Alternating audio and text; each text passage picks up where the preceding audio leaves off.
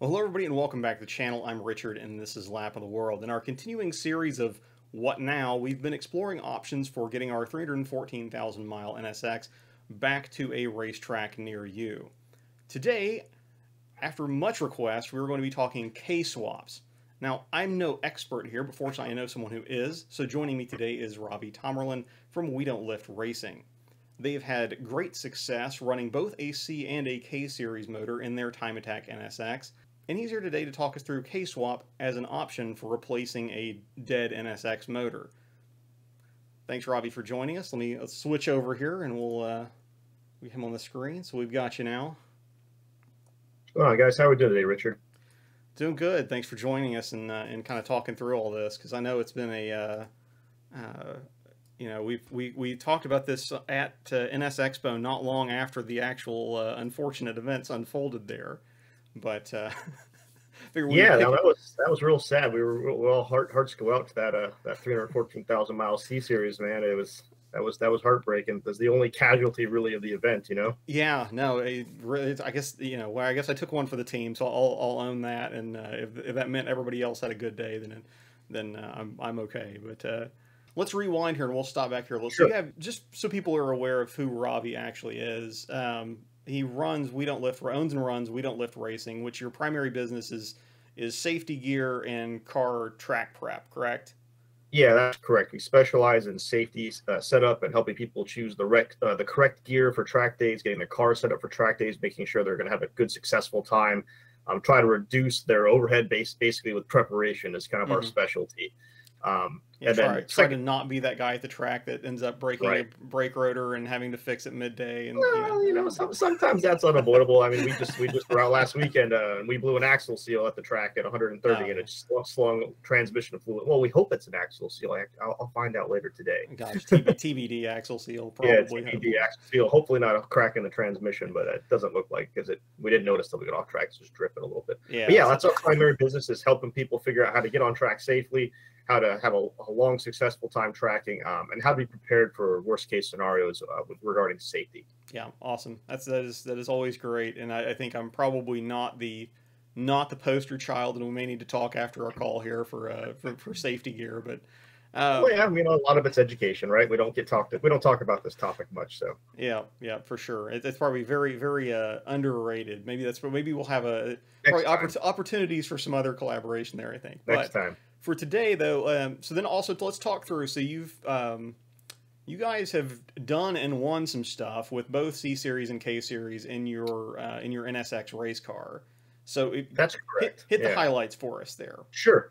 So for me, NSXs, I started getting heavily into them back in about 2009, roughly. My white NSX, I don't know if you guys saw it in NSX Expo. I've had that car since 2009. It started at 65,000 miles. It's at 248,000 miles now. It's been driven across the country. It's been tracked about 25,000 miles. And at some point, my brain clicked over that this is a terrible idea and it's going to hurt this car overall. So we picked up the pink car, which was actually silver, from Source One out in Ohio, another real big NSX shop. He was kind enough to sell us basically a chassis, engine, trans, suspension, and all the panels needed to put a car back together. It had been stripped down at this point. He gave us a smoking deal on it as a dead car. I mean, the car's been totaled twice, so it's had a rough life. But he sold us that car. We put a running C series back in there, high compression, 12.5 to 1, ITBs. It made 320 horsepower on ethanol, which was pretty cool. You know, it's a little bit higher for an NA C series. You know, still 3-liter, by the way, not a stroke or anything like that. So 323 on a standard stroke. Yeah, it did really well. It was tuned by UMS Tuning out here in Phoenix. He made amazing power for what that car was. So we ended up building that car in 2013. We started testing it in 2014. It took about 6 months to put it together from the heap of parts that it started as. And then in 2015, we competed with NASA in the wheel-to-wheel series. We were running a Super Touring 2. The car was technically a Super Touring 3 car, but we ended up winning our ST2 class for the year for 2015 in the region. We ended up 8th overall for the country, which was pretty cool. The car was mainly a reliable car, was the thing. Is I got on the podium pretty much every time we competed, but I think I only actually won one time that year. Every other time I was second or third, but the car was so rock solid. As we know, C series are generally quite, quite strong as far as long-term abuse. They're very strong. In spite of present context, right. present discussion, the C series Taking is very robust. Out of here, yeah, it's very robust engine. We were running an AccuSump on it, make sure oil pressure was good. We had a big 7-quart pan. The whole capacity on that car was almost 11 quarts of oil. So it was set up for what we were doing. We were worried about oil consumption or oil starvation right off the get-go. So we had definitely prepared for all that. So fast forward over the next couple of years. So after we did our wheel-to-wheel, we started doing Global Time Attack. We had a ton of fun with Global Time Attack, especially the Pro-Am series, which was held in California, which is really close to us. So we go to pretty much every Pro-Am event we could, and we generally were on the podium every time we went out to Pro-Am. I think we won the limited rear-wheel drive championship a couple times. I don't actually remember. It was maybe 2 or 3 times. Then we started doing the Pro Series, which is the much bigger series. It's nationwide. We're going to Atlanta. We're going to Coda. We're going to New Orleans. Obviously, and that put things a little bit in perspective for the C Series, because I'm not sure if you're much familiar with Time Attack, but in Time Attack there's really no horsepower cap at all.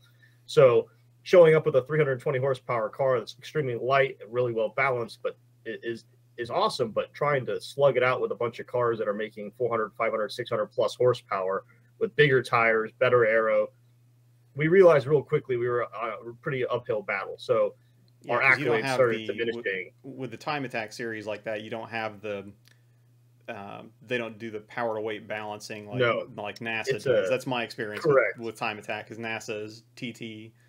So in 2018, no, actually had to be early 2019, I'd say. 2019, we experienced a failure on the C Series, which was a pretty easy one to fix, but it got the gears turning on us. Me and Brian from Hasport, I'm sure you know Brian, we ended up going down to Taco Tuesday, Dos Gringos in Tempe, Arizona. RIP. There's no more Dos Gringos, but I know, sad times. Thanks, COVID. But we ended up having a few too many beers and going, well, let's just throw one of those new Type R engines in there. And we totally agreed on it. We just set our brains on it that night that we were going to do this. It's never been done before. It's still, to this day, has only been done one other time by a gentleman in Japan who did a little differently than us. We ended up finishing ours about a year and a half ago. He just finished his, I think, about 2 months ago, which is awesome. That's great to see more people looking at this platform. But the reasons we were adamant about going this route were a couple things. First and foremost, sustainability. They're available. Buying C Series stuff, as you know, is impossible. You're either roped into buying a complete engine, which can be, 10, 15 grand right now. They're absolutely nuts. And you're still talking about it's not the early 2000s anymore. So we're transitioning here into talking about the kind of some advantages then of the K Series versus the C Series. Because so you guys have actually, and this was a conscious decision you guys had, you guys decided to make for your Time Attack and racing efforts. So we had to look at like what we needed as a Time Attack car, and then we had to look at the position we were in, kind of like what you're in. Do we repair the current setup and spend, in this case, it wasn't that much money to get the repair done. Factor my time in there, maybe, 3 or 4 grand tops, factoring in the time to pull the engine, strip it down, and take the crank out. But the raw cost is only about $700 versus spending, a significant amount of money into changing a system to suit us more beneficially on the long term. And that's what it came down to for us. Our first and foremost goal with this car was making it sustainable, because I want to enjoy this chassis for at least another 5 or 10 years. Pardon the loud cars in the background. We're firing cars up for the day. So it's okay. We looked at sustainability as our major issue to get over. So if I put that couple $1,000 into this NSX engine and ran it again, how long would it last? Would it let me down in the middle of a season? If it lets me down, will it be more expensive next time? And if it lets me down catastrophically, can I afford the cost to repair it at all? And I guess if it lets you down in the middle of the season, the biggest question is, can you even get parts to get it back up and running in the same season? Correct. So we're looking at this engine. So first off, there are a couple things crossed our mind. Honda had just released the announcement that they're doing the HPD engine package, which was about $7 grand, I believe, for the engine with turbo and a motorsports harness and ECU. And I think it came with transmission. I can't remember. But either way, that was what kind of got this thinking is, we could do that. We could just throw the whole crate engine in there. Yeah. And off we go. we actually didn't do that for one particular reason, which is that EC was locked, and that doesn't help me any. If I switch from one 300 horsepower platform to another 300 horsepower platform, it didn't particularly have any interest to me. Yeah, and I at guess this time, ECU makes sense for like a spec series that the motor is probably intended for, but for or a street car, honestly. Yeah, street car, but for where you guys need to uncork it more, not so much. We needed the flexibility. We needed a couple key things we were looking at for us were the capacity to run about 500 horsepower relatively easily. We were looking for the ability to run ethanol E85, not E30, E40, like actual ethanol E85. It seems silly, but that having the ability to run a full ethanol fuel versus a partial ethanol fuel, while the power numbers can be about the same, we're looking for detonation resistance and availability. The inconvenience of having to mix fuel at the track to get like an E40 mixture, I don't want the time and hassle and the added pieces to my day. It's already fun enough to lug around fuel already, so I don't want to have to like calculate ratios to hit a specific number. Right. So we're running flex fuel, but we run the car on primarily E85 because it's available at the pump at almost every single city has a pump E85 available somewhere. Plus, you can buy it, from Torco or whoever. So that was a huge thing we were looking at. We were looking at ease of swapping, so trackside serviceability. If you followed that, I think you do follow us. You probably saw that video we released at the last major time attack we went to, where we had to drop the engine at the track. Yeah, Coda. Right at Coda. Yeah. A huge portion of this swap was making sure that we could do that. We had never tested it until that day, but it worked out okay. We were able to pull a engine assembly in and out in approximately 6.5 hours, including finding all the parts we needed. And that with a C series isn't possible at a track. No. It might be but it would take way more effort than we put into it. We were very casually working on this car, just knowing we had a certain time that we wanted to have it done by, and we're able to get it out, find parts locally, which is another thing. Again, the sustainability on track. We were able to find the parts we needed locally and put it all back together. And then another huge thing that we were talking about on the sustainability portion was availability. I can get the engine that we're running, which is the K20C4, at pretty much any junkyard any day of the week. That's anything out of the 2018 and up Accord 2.0. They all came with the K24C4. People ask, because initially we did have the Type R engine in there. People ask why we swapped out of that. The next thing I was going to ask you to talk about is, I know you said there was a decision point there between the C4 and I think you said the C1, right? Correct. Yeah, the decision point came across a couple things. Mainly and first and foremostly, availability. Mm-hmm. There are Type Rs out in the yards, but they are not as available, and they cost significantly more than the Accord engine. As a lot of guys know, the Accord engine does like 260 horsepower. The Type R is rated at 300, but we found out the primary difference in that horsepower rating is the turbocharger itself. If you take a Accord engine and slap a Type R turbocharger on it, it makes identical power. So interesting. So why bother? So pro tip, everybody. So the compression ratio on the Accord is slightly higher. It's 0.2 higher than the Type R. We looked up the part numbers for the crank, the block, and the rods. They were all the same. The pistons had different part numbers due to the compression ratio, but they're similar construction. The cylinder head has different part numbers as well due to the Type R runs a Bosch system, while the Accord runs a Keyhand system, which meant a couple differences in sensor placement. So they do have separate casts for the cylinder head. Also, the Type R runs a electric vacuum pump, where the Accord does not. So that's why there's a little difference in the cylinder head. Sure. Other differences are the oil pan's different, the oil pump is different, but all interchangeable. So after looking through all of that, we determined that we're going to base everything around the Accord engine, because we can get it anytime, anywhere for a much lower price. That was a huge decision-making thing. We are using the Civic Type R transmission completely out of the box, so that's the reason we decided to go that route. It was much more inexpensive to go that route than to buy the HPD system and then have to throw the whole engine harness away, throw the ECU away, and start over again anyway. Yeah, there's a lot of what you're paying for there you wouldn't end up actually using. Correct. So it made zero sense. That package is, but yeah, and so we ended up going with the C4. We ended up building the wiring harness ourselves, which was the biggest trick. Everybody's asking, when's the swap kit going to be released? I'm like, well, when I can find a reliable way to get a harness built is going to be the trick. Yeah. But what probably the biggest questions are for people that are going to be watching this is, we'll hit this in three different ways here, and we can tangent if we want to cover some detail in here as well. But for a mixed use car, so you're kind of I won't say average NSX owner, but your average NSX owner that kind of leans our direction a little bit, so it's kind of a mixed road and track car, but with significant road use. Let's hit the highlights for some of the advantages of going to a K series. Sure. Some of the, and then it will also cover some of the compromises that you would see running, doing that swap. And then of course we'll hit kind of somewhere in there, or at the end we'll talk we'll get down, take it down to brass tacks and see if we can get around a rough ballpark of what it might cost to approach something like that.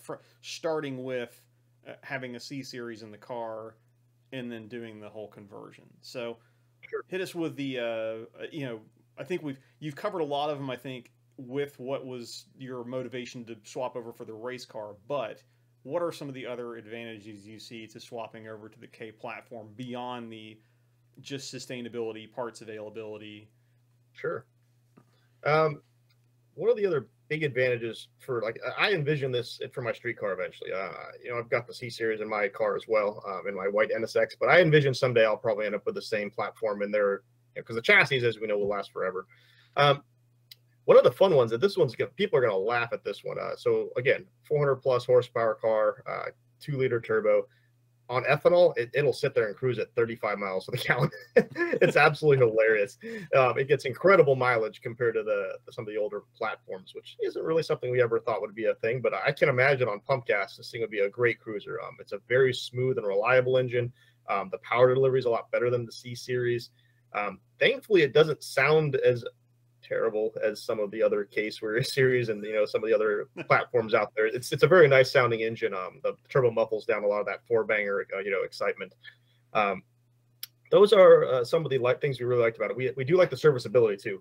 If you've done your spark plugs on your C series, you'll probably understand that it's not that enjoyable compared to having them all 4 right on top. Takes they minutes. give you just enough room to do it, and that's God, yeah. And so having them right on top, and the turbo is right up front, it takes literally about 25 minutes to remove the turbo off this car. It's serviceability as well, and it's amazing. Going back real quick though, you said how many miles per gallon were you guys averaging? On ethanol, I can get north of 30 on the highway. North of 30. So for comparison, for those of you who hadn't watched Liz and I's cross country trips in a C series, with us being fairly gentle, we are probably averaging somewhere in the 23 to 25 miles per gallon range with a stock C series, not hyper miling, but also not cannonballing either. So north of 30 would be a notable improvement. Like I said, on E85, on 91, it would probably be even better. Again, remember that's in a lighter car too, but it has aero, has no windows, so there's aero drag. So I'd imagine in a windows up, stock NSX, seeing 30 miles to the gallon would be really reasonable, but that would be on a car that makes 400 horsepower when you mat it to the floor, Yeah. So another huge advantage I think for the community is that engine's we've already seen the K20Cs delivering 500 plus horsepower stock, with essentially fuel modifications, upgraded pumps, upgraded injectors. They're direct injection engines from the factory, so they have very good fuel delivery in terms of preciseness. Another advantage we really like is so like with things like the J, you can retain the C series gearbox, which to a lot is a huge bonus. For me, it's never been a bonus to be able to use the C series transmission, because while the C series transmission is strong, if you're on an early 5-speed car, well, you've got a 5-speed transmission, so that kind of sucks, especially these days when almost any modern 6-speed will run circles around the old 5-speed. So you could spend a whole bunch of money, updating it with a JDM gear set, or you could spend a lot of money swapping it over to a 6-speed. I think those swaps go for 8 to 10 grand these days to switch to a 6-speed. Yeah. And then over the regular K series, the TSX engine, that gearbox, those 6-speeds are known for having 3rd and 4th gears failures on 200 horsepower. They're not that robust. So again, you're going into building a gearbox that'll handle everything. The Civic Type R gearbox was obviously built to handle a lot more abuse, a lot more horsepower than either of those other 2 gearboxes were from the factory. Again, guys are running these things at 400, 500 horsepower without major failures. They have a 1st and a 2nd gear synchronizer issue that typically happens, but it's mostly from guys who are drag racing them quite hard. Because I've never even used first and second gear with load ever. Once you're on a racetrack or any kind of normal speed, you're at third, fourth, and fifth. Yeah, so the ratios are a lot tighter. And right. I imagine, so you mentioned something a little bit ago as well, and this may tie into both of them, but you as you were talking about the fuel mileage, I imagine this package between the K series and its transmission, it probably weighs a lot less than the C series and its transmission, I would imagine. You know, we thought that was going to be the case. It actually only weighs about 20 pounds less than the C series, because you actually, in our case, we used an air-to-water intercooler, which has quite a bit of weight to it. So using the air-to-water setup actually reduced some complexity for us, because we were able to use a Science of Speed aftercooler parts of their kit. We ended up ordering a portion of their kit.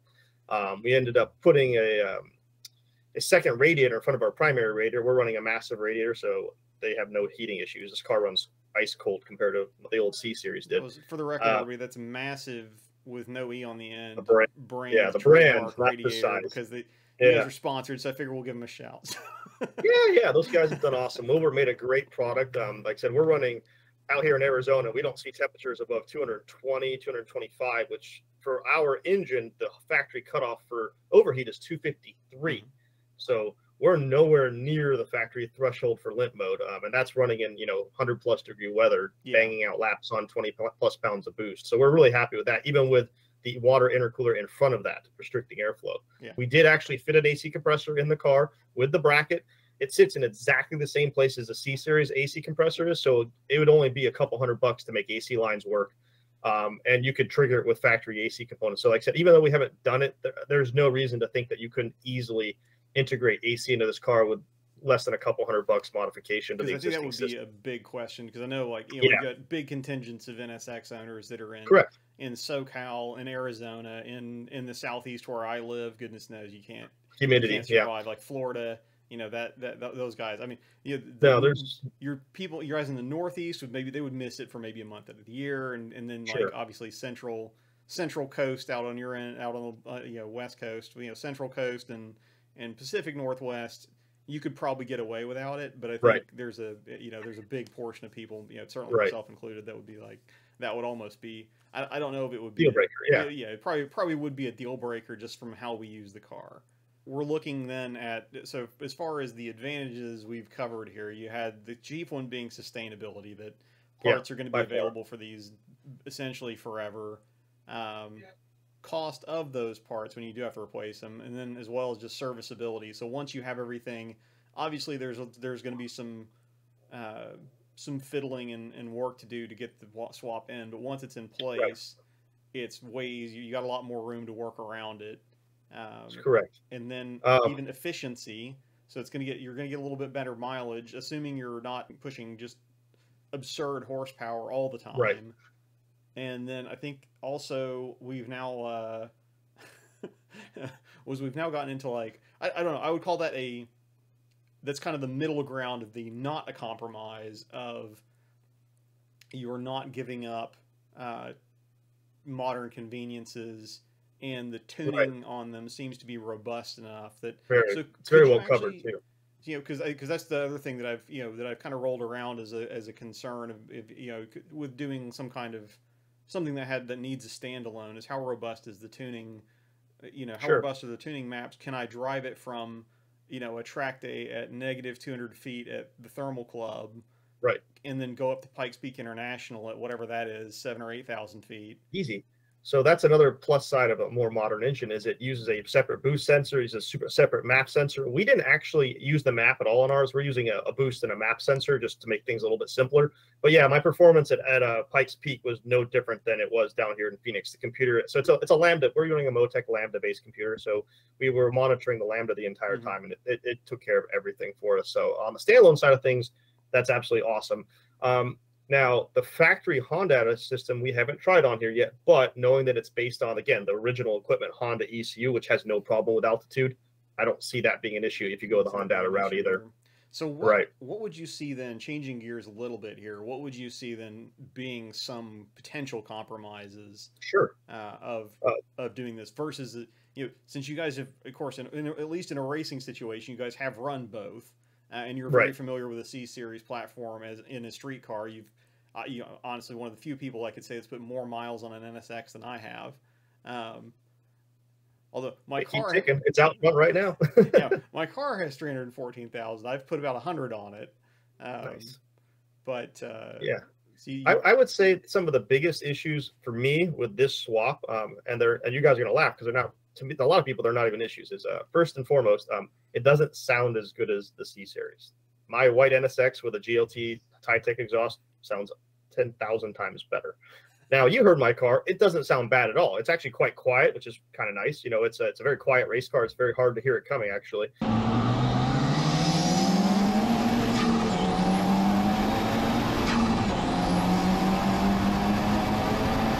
It's not like an old Civic or a B Series, which is, there's a B Series revving up in the background. Yeah.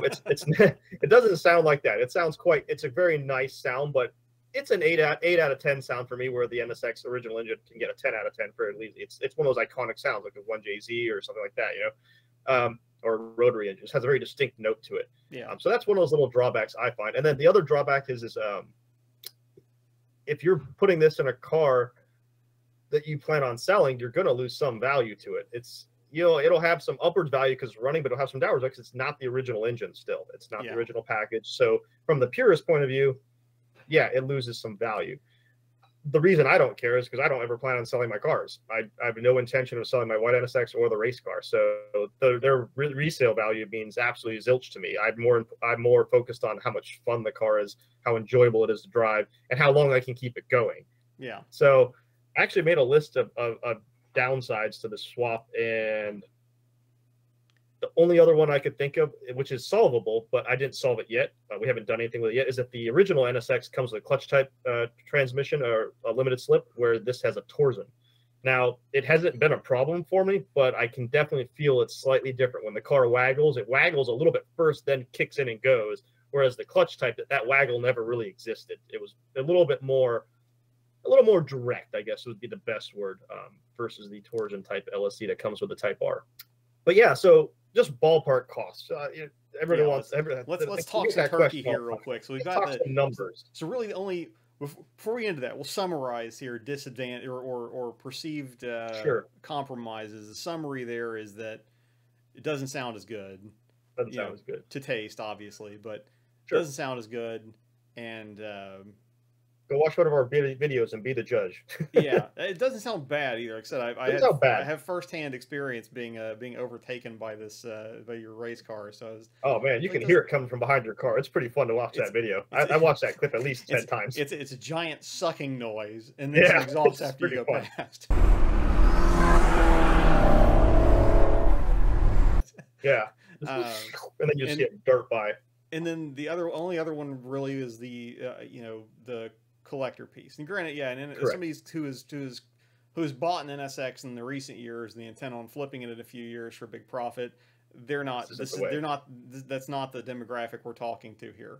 Although, and you probably shouldn't have blown it up to begin with. Although, if you have bought an NSX that you are trying to turn a profit on, or something like that, or you want to be a careful steward, an option would be, which is something that's been mentioned in other swap contexts, is you could pull the C Series out, not put it at risk, put the cheap disposable air quotes motor in, go and flog the chassis and enjoy the chassis, and then put the numbers matching motor back in, still in good shape, and then you just obviously you're not going to any upstanding person's not going to roll it back to engine mileage, but you would at least have this, original motor and trans. Correct. It was never tracked. The car has this many miles on it. The motor's done this many miles.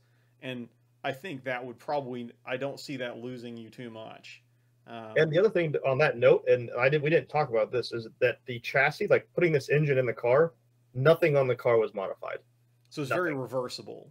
100% reversible. We had developed it with specific intentions to make sure that if you didn't want it, you could just take it back out. Awesome.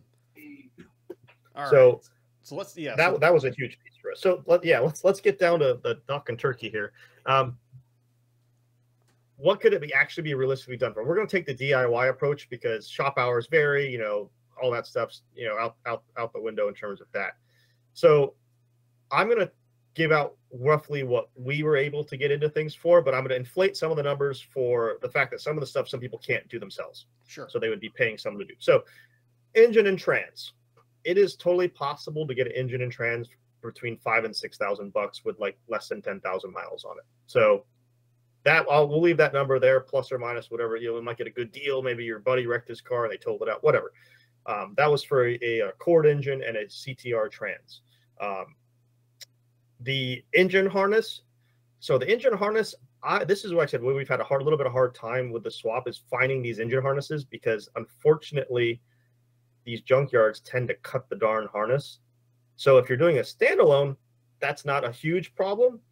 Except it does mean that you either have to send it to me to have it plugged, or you have to spend probably 80 hours figuring it out yourself. So ideally, again, if you're doing a Honda car, you try to get one with an uncut harness that you can plug right into a Honda box. So I call the engine harness, if you're doing it yourself, call it $1,000 in buying a chopped harness and replugging it. Or if you were lucky, probably $300 or $400 for an unchopped one that you were able to buy, you know, without being destroyed. The next item on my list for that would be the turbocharger. If you're lucky, I've seen these swaps going with the turbocharger, but most of the yards have gotten wise now and are separating the turbocharger. The turbocharger tends to go for $300 to $400 separately. Or of course you could do what we did and do a Borg-Warner upgrade, which you could spend $1,500 to $2,000 on. Totally your call. The factory turbochargers have seen 400 horsepower, so it's not a massive limiting factor. Intercooler and piping. If you can weld, you can sell. If you can do aluminum welding, you can save a ton of money here yourself. We use the Garrett core, which is about $450, I think, for the part. If you could weld your own tanks on and not be out any materials, you'd be in it for $450. If you have to have the air to water and piping made, I'd expect $2,000 roughly, $2,000 to $2,500. That's a very short amount of piping. The piping is not much of the cost. It's the air to water getting made for you. Yeah. The axles are available now. They are about $1,200 for 500 horsepower rated axles. ECU, here again, the big variance in cost would be whether you're spending about $1,000 on a Honda ECU setup, plus injectors, plus if you want more injector, you want more pump, there's more on top of that. Or what we did is we went with a Motec, which is about $6,000. We went with the Motec because we wanted to be able to run a secondary fuel injection with big ID injectors. So we took the extra cost up front to be able to run a more economical setup later that has no limitations. Not required. Doesn't have to be done. You can go the Honda route as well. Because caveat, because race car. Because race car. So then here's the second piece of that system is we added injectors and rails, which was about $1,000. Not required to do the swap. Only required if you want to run E85 essentially. We are using a Type R oil pump and oil pan on ours because it made mounting easier. So our kit will be raced around the Type R oil pan as well. So if you don't know, the engine mount for the rear on these cars goes to the oil pan, not the transmission. So you kind of have to. We're not going to develop the kit around the Accord pan because the Accord pan, the engine mount is actually almost all the way on the passenger side of the chassis, where the Type R mount is actually in the center of the chassis. So it lines right up with the factory NSX brace. Hence, we went with that pan. Now, that pan we got for free, and the oil pump we got for free because the F4 teams throw them away because they dry sump the cars. Gotcha. So find an F4 team, say, hey, you still got your pan? You got any extra ones? They just gave it to us. So that was great. Potential to find those cheap, but potentially another few $100s there if you can't. Yeah. They're not dreadfully expensive if you have to buy them new, but like if you are planning to swap over time, you won't have much of a problem finding them for inexpensive or possibly free. The mount kit, while it's not released yet, probably $500 to $1,000. That's probably where it's going to fall into someplace. We just haven't gotten to a pricing point yet. We were able to make them with a lot of off-the-shelf items, but we're going to rework them to make them more user-friendly. Sure. They work perfectly fine, but due to some alignment issues, stuff like that, we're going to rework them one final time. We expect them to be $500 to $1,000. Then I have the miscellaneous section. The miscellaneous section covers a lot of stuff that we may or may not include in the kit, like shifter cables. People are concerned about shifter cables. They're not. I was able to get the shifter cables made just by sending in specifications to an online shifter cable provider. So whether or not it's worth me having a bunch of those pre-made and sold with the kit, we haven't decided yet, because in the DIY sense, you could save a lot of money by doing what I did yourself and measuring the cables and doing it yourself. But as far as the convenience is concerned, yeah, if we provide the cables, it'll make it easier. But if we provide the cables, they're only going to be like $350. They're not going to be $700 or $800 like a lot of these K-swap kits cables are. They're very basic cables. They're nothing too special.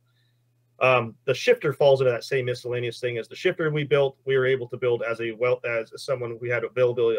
Passport welded us up a shifter very quickly. We actually took a Prelude shifter and flipped one of the axes 180 and welded it back in place. That's all it is. It was a $80 shifter from the junkyard. Yeah. So now will we be making a final version that's much nicer? Yeah, and that would probably be a $400 or $500 solution. But not required. Again, we're talking about DIY, so a lot of the stuff isn't required from us. The swap kit most likely will probably predominantly be the axle kit, the mount kit, and we'll probably make the wiring harness optional. That's probably what it's going to come down to, because all the rest can be achieved with just basic suppliers. That doesn't require a kit to be made. We might release like specifications to help you make your life easier, but I don't necessarily feel like profiting on that kind of stuff. Help with a shopping list, but not necessarily offering it from your own. Correct, because if I have to offer it, it just adds more cost to the whole thing, which doesn't make much sense. The last piece that people are wondering about was the exhaust. So we built it with a factory exhaust in mind. So ours literally it's downpipe, then it wires right into the factory exhaust. So you can use any factory exhaust on it. So any NSX factory exhaust. So look, there is a component that gets reused in the drivetrain. Correct. And you could use the factory NSX cats if you were in a place that emissions is a problem. Mine actually passed without cats, so I don't really care. Yeah, that's nice. That's not for I live in East Tennessee. You could probably register who knows. If you wanted to live somewhere where you could register just about anything on the road, there are definitely counties in Tennessee where you could get it done. I could probably go buy with another 900 something thousand subscribers. I'll go and buy an NSX GT3 from Real Time and probably be able to road register it in Tennessee. So let's get them there, guys. On my list, that's about all I have. All the rest of it was just little things like building fuel lines, but I'm actually utilizing the OEM fuel pump placement. We're running a 450 liter per hour pump, but it's a Walbro, and it's simply, when it comes out of the tank, we simply split the line with an off-the-shelf Y that is $30. Run AN lines. One AN line goes to the high pressure, one goes to the low pressure. Then we put a regular on it, dumps it right back in the tank. So nothing too wild there. What I've been trying to do the math in my head as we've gone along here, but I imagine you may have the numbers in front of you. So. It's a DIYer, depending on variables, I'd expect between 12 and 15,000. Okay. And then if you paid someone to do it, I'd probably tack on another 4. It's not a hard swap; it just takes time with anything else. Plus labor. So I'm at 4 in labor. I think you could do the swap for under 20 grand at my shop. Yeah, I think it's possible, but it would be on the lower end of the scale. Like that, there's no Motec involved in that. That's running a stock turbo. There's there's a lot of variables to that, but that would get you into a 300 horsepower, 300 pounds of torque engine. Yeah, so you're 300 there, which is a net gain over the factory, over the C series, over a stock C series, I should say. That's not including the fact that factory 300, if you're running the Honda at it, you can still turn the boost up and run E30 or E40 or race gas and still get the 400 on that setup without buying the injectors or the standalone. Yeah, no hardware changes there, just tuning, fiddling. Yeah, right. Cool. Well, that is I think that covers all of our bases that we had today. So we've gotten your all's decision process taken care of. We've covered a lot of the advantages of going with the K20C4, and then we've also covered the seemingly very few compromises that one would have to make. With just a little bit of extra effort to still be able to run, you're still running AC. There's no. So we aren't running AC, but you could run AC very easily. Yes. So with a little bit of extra effort, you could retain things like air conditioning. You're gaining some efficiency even, and then the cost is not in the context of what we're already talking about here. The cost is not astronomical, and again. The long term, playing the long game there, if you're going to track the car heavily, you're going to see some buyback there with any failures going forward being far cheaper to deal with and address than than they would be on a C series. So Right. hopefully, did I get all that kind of in a box there? Yeah, no, that was a pretty good summary. I think the only thing that we missed, and this is just again to disclose everything to all your channel viewers, is the only thing that we didn't cover, which we actually have ideas how to have solutions for this, but we haven't bothered it because again, race car. Gauge cluster, getting connectivity to the gauge cluster. Now there are lots of converters that'll do digital to analog conversion. So most of those can be solved with a couple digital converters if you wanted to use your OEM gauge cluster. What we ended up doing is we just use an aftermarket AIM gauge cluster because it's a CAN bus type product. It connects right to the ECU. We get tons more data that way, having an AIM dash versus a factory cluster. But if you want to retain that factory cluster, it's not impossible. It would just take a few digital and analog conversions. So how would that work? Is the just throwing this out there, and this is a complete complete out of left field, but I know that people have done S2000 clusters in NSXs. Right. Is that any easier, or does that have the same issue? It's about the same processes that we'd have to deal with for ours too. It's you're dealing with a computer that has digital outputs and trying to run them on an analog gauge or vice versa. Okay. So we did this on one gauge because we actually wanted the fuel gauge to continue to work. Even though we're running the AIM cluster, we still want to use the fuel level so we know when the car's about out of gas. You know? Yeah. So we simply have a little AIM analog to voltage converter that converts the resistance of the fuel level, converts it to a voltage, sends it to the dash. That's all you're going to be doing for pretty much every single part of the dash. Is you'll simply be putting converters on there for the things that you do want to have conversion.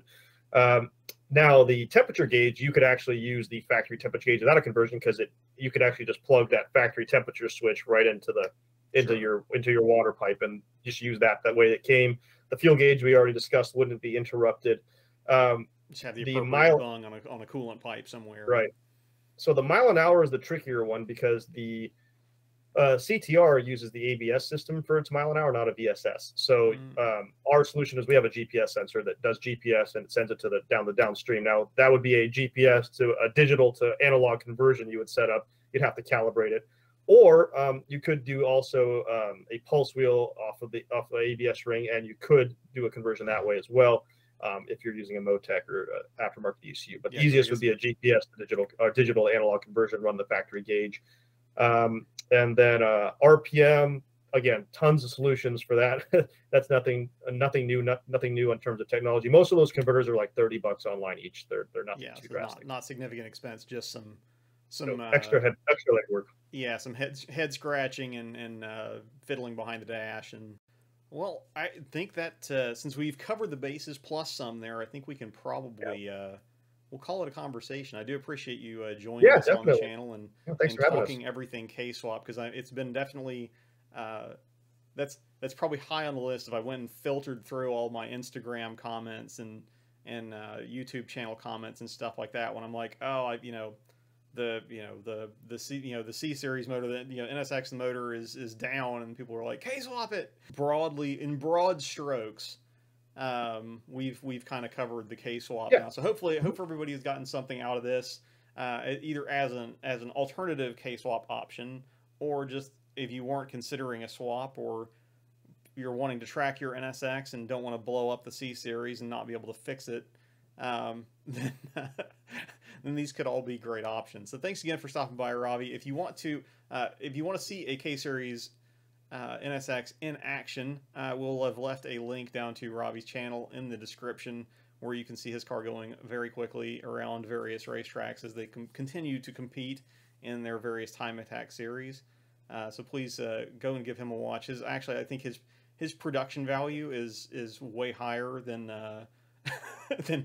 than sometimes what we achieve here on your I don't know about that, man. On your vlogs, but no, they've been great fun to watch as far as I'm glad you guys are enjoying it and commiserating with the struggles occasionally. But thanks again, and we will again, if we have occasion, we'll get you back on here to talk. Maybe talk some safety gear or something as well. Sure. I think that is definitely an underserved topic. Definitely. But, we're gonna drop Ravi for a second here, and then we'll come back to close things out with our own thoughts. Thanks again to Ravi for taking the time out of his busy schedule to join us and talk K-Swaps. First, though, before we get to our pros, cons, and conclusions, I did want to address something that our top-tier patrons at Drivers Therapy pointed out that we missed in our last video, and that was just kind of a general broad comparison of the two engines. I'll apologize again for reading off my notes here, but I was kind of scribbling stuff down and typing as I was talking to Ravi, so I didn't want to forget it.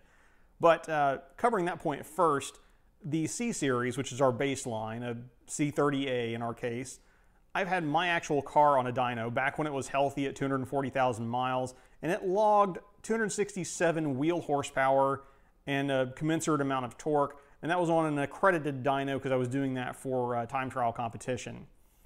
That, if you do the math there with some kind of hopefully realistic, definitely not optimistic conversion factors, that gets you to about 290 brake horsepower and 225 pound-feet of torque at the crank. A K20C4, as we've discussed in this video, with the CTR turbo and appropriate intercooling setup, you're probably coming out of the box at 300 horsepower and 300 pound-feet of torque. So, there is your quick engine comparison. And now let's get on to our pros and cons here. So as with last time, we're going to start with kind of the break evens, where you're not really gaining and not really losing anything at all.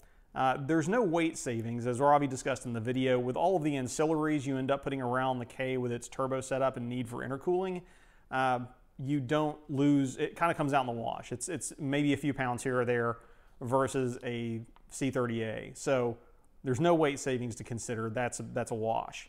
It is still a transverse wet sump setup unless you do something to it later. So you are still not escaping the oil slosh boogeyman. And I don't know actually how that's impacted any. I don't have good data to look up and see how that's actually, if and how that's impacted any CTRs to date, because it's still transverse in those cars as well. The initial cost of the swap, again, similar to what we talked about in the J Series video, the initial cost may or may not be any savings versus fixing the C Series. It depends on, again, on what and how badly something has gone wrong with your C motor, but the initial cost is significant of doing a swap, no matter which way you slice it. The value prop is, again, in the long game there of sustainability, parts availability, and maintenance. And kind of last thing is break even. Because I've had some people kind of in the comments mention things like this, it's still a Honda Acura motor. So you're still kind of keeping it in the family. It's not like you've gone and LS swapped it or something stupid like that. So those are kind of our break evens. It's where there's no gain either direction. Now for the advantages, these were numerous. We've heard most of them in the video. I agree entirely with what Ravi has had to say there. Sustainability, parts availability, the ease of maintenance, compared to a C Series, which gives you just enough room to do most things, with a K Series in the car, you could probably just about step into the engine bay with it to work on it. Fuel economy, unexpected. Again, it probably depends on how wild you go with your build, but unexpected, but we'd take it. You're gaining significant torque. Just with any kind of turbo application like this, you're going to gain a lot of torque, and it's going to be a big fat torque curve. That is something that the stock NSX definitely doesn't have. It doesn't struggle, but it's no S2000 under 7,000 RPM, but it's also not a turbo car. The power ceiling for the K Series, I'm going to caveat that and say asterisk power ceiling, because there are people you can make 1,000 horsepower on a C motor if you try hard enough. People have done it. 600 horsepower. I think Science of Speed said they had a 600 horsepower turbo build running around with 100,000 miles on the build. So I would say the power ceiling per dollar spent is way higher for the K motor. And you're also not as scared to do it because of the aforementioned sustainability and inexpensiveness of the of the core motor components. And also you get kind of again, for an early NSX, you get a transmission upgrade, as Ravi said, which is you're gaining a 6-speed short ratio transmission for probably not much more than you would spend buying all the components to do the short ratio conversion on the early NSX gearbox. And then the last thing there, which I think is a big deal as well, is the current and likely future aftermarket support for the platform. The K series, it already has a ridiculous amount of aftermarket support, and that's only going to get more extensive as the platform continues through its development and continues to exist. There have not been any C motors made since the early 2000s, and there won't be any more made after that. There have been way more K motors built, and they're continuing to build them and iterate on them. And that pretty much covers the advantages of the K swap, which are, again, numerous and some might say potentially compelling. However, the compromises in this case, I think, are also non-trivial and worth mentioning. And I think I'm going to have a little bit more than what we talked about with Ravi on camera. As we mentioned, though, in the video, the first thing, it's not going to sound as good. But as we kind of pointed out, and I agree with Ravi, it's not terrible. There are definitely way worse sounding 4-cylinder engines out there. The turbocharging helps. You get a lot of the, whoosh and whistle and everything else that goes with that, which kind of muffles the buzz a little bit. From a collector or nostalgia standpoint as well, it's not going to be the original motor. It's not the C series. It's not the original engine that came in the car. It's not the original engine as designed and engineered by the blessed engineers at Honda in the 90s. For what that's worth. And it's also, of course, if you have a K-swapped NSX and you try to sell it as a K-swapped NSX, you're not going to get as much for it as you would if it had the numbers matching C series in it in equivalent condition. So, if that's a factor for you, that's a factor for you. I think I'm in the same boat as Ravi, and I don't plan on selling the car anytime, ever. So, that's a little moot for me, but it's worth a mention, I think. Following on to that, the CTR transmission. Let's talk about that for just a second. Yes, you get an upgrade in the number of gears and the ratios are better. However, from talking to Ravi and also from doing my research afterwards, kind of based on some of his statements, I feel like the CTR transmission is probably not as robust as the original NSX, either 5 or 6-speed transmissions. Yeah, I know snap ring and all that, but assuming the transmission is healthy and not in the snap ring range, it seems as if even the 5-speed for the early cars, which is probably who's going to be most considering this, it's going to handle more power more gracefully with fewer issues than will the CTR transmission. But you just have to understand that that 5-speed is only really going to make sense if you're pushing huge boost and you have the torque to make up for the long gear ratios on the USDM NSX gearbox. The last 2 points here I'm going to talk about are really what I think are if you're going to balance out all of those positives, this is where it's going to happen. Because right now, pending their further development there's not a ready-made kit right now. There's where you can get the mounts, the harness, and then some kind of readily adaptable ECU solution that will play nicely with the rest of the NSX's systems. That doesn't exist in a plug-and-play world right now. So no matter what you do, to execute this swap for a mixed-use road car, you're going to have to do a non-trivial amount of engineering and fiddling, and you're going to have some higher level skill to accomplish that. Higher level than just bolting and unbolting stuff. You're going to get into some fabrication, you're going to get into some wiring. You better know your way around a multimeter and things like that. So you got to have that kind of tolerance for fiddling and be somebody with a builder mindset to get this done at the moment. Now, once Ravi and We Don't Lift, once they have their kit kind of fleshed out more, that may change. My opinion of that may change. The bar may come down as more people start to do this swap. There's going to be more developments. People will figure out ways of doing things and then potentially productize them so that you or I could go and just, buy a set of whatever adapters are needed and then plug stuff in place. But right now that's not the case, so you do prepare to do some actual building. And then kind of related to that, the last thing here is because there's going to be a real and measurable amount of development time to get the car really up, running, and fit for our purposes, that is something we have to take into account when we're talking about the potential for, doing a swap. Again, the consideration there is what Ravi pointed out, and it's like, how many times do you fix a C-Series or get stranded not being able to find parts for a C-Series before it makes sense to have spent the money and the time to develop the K-swap into something that's total, to develop the K-swap and then carry that forward with all those benefits we mentioned. So that's where we're going to leave it here for today. Those are my personal thoughts on the kind of break-evens, pros and cons.